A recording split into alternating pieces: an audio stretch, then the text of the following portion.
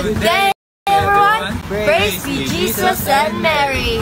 So today, we are going to interview one person in our community about God. So let's go! So before we interview a person, we are going to ask them their permission first if they agree with us. Let's go. Let's go!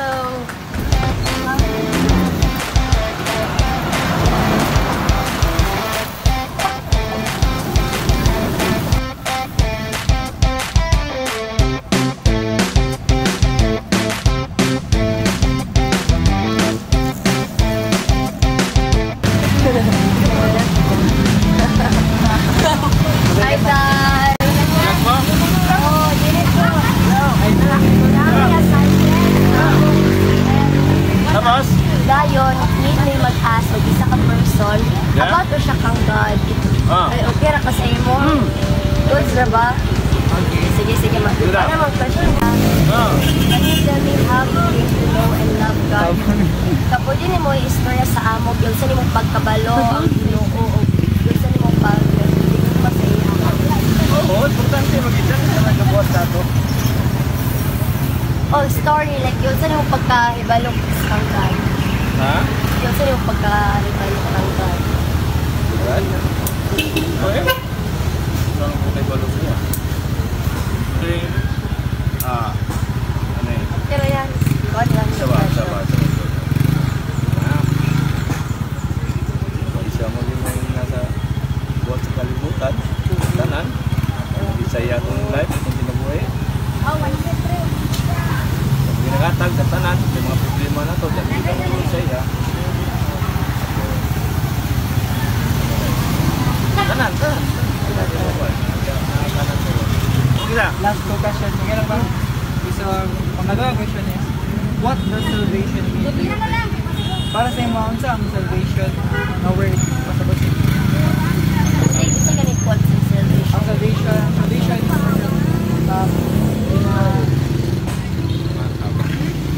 Tama? tabang niya. So, walang salvation. Para sa imo, Agkan, di mo na perfect mo na tao. Kasalaw mo kita, matawag sa mga siguro. Nakabalong mo gawin mo. Ano mo sa ito ya? Tapos, nakabalong ka itong mga isa sa siguro na istorya na ito. Yan siguro na ano? Hindi ka tanong. so last question. Unsa nga what do you mean like what God has created? Like, unsa nga mga scenario na napagkita na bitaw nga message ka ni God. Yan, oo. Isa na nakakita, nagtabangan, sa spiritual na pinananong niya mo sa yung tabang, sa kalisodsan, sa ladang, isa sa na-kapir na ito niya. Thank you so much. Thank you kayo yan. Okay. This is our reflection. So, ako una is ako na generalize sa giingon ni Kuya Bendor na wala niya gi-steady rin yung gusto niya no matter how more about unlikely tayo mga tanan, like you wouldn't have thought na namaday happening sa isang na tao because God is always there with us from our sickness, kanang masakitan or masakitan ta sa other people as well as not with this kid. He is always there to heal us physically and emotionally as well as spiritually. So, just as what Liam said, Kuya Bender told us no matter what happens in life, no matter where life takes us, we should, all of us should be reminded that God is always with us, staying with Him. He is ready to help us no matter how big the obstacle is. So, that's all. Thank you.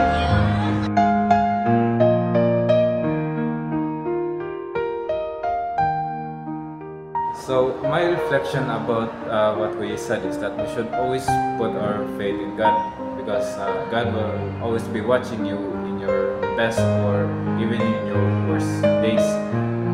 When you're at your lowest point, God is always there watching you. Even if you were heartbroken, even if you're sad, even if you're angry, God has already planned this for you. He is just watching you grow from it and how you can overcome this problem. In your best days, God was always there watching you grow, watching you learn, and watching you who you are now as a person than what you were in the past.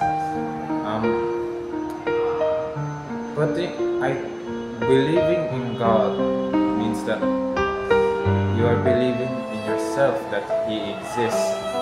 When I die or when you die, God is always there waiting for you to come.